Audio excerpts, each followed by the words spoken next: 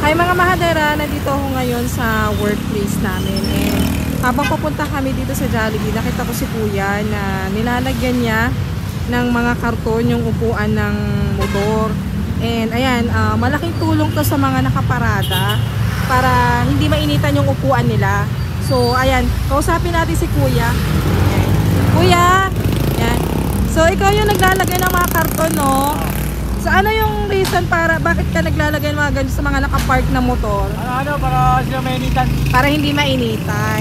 Tsaka para magkaroon ka rin ng extra income, no kuya, kung may magbibigay. So yung pagbibigay nila dyan ng pera, voluntary lang nila.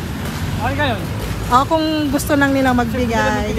Ayan. So napakalaking tulong kuya nung mga naisip mong ganyan, ha, para yung mga nakapark na motor is hindi mainitan yung upuan, para kasi pag matagal na nakapark, diba, ang init ng mga upuan. Oh. So ayan mga mahadera, malaking tulong yung ginagawa ni kuya. So pag nandito kayo sa may Sentro Mall at nakita nyong or nagpark kayo dito sa may Tapatan Jollibee, nakita nyo si kuya, ayan.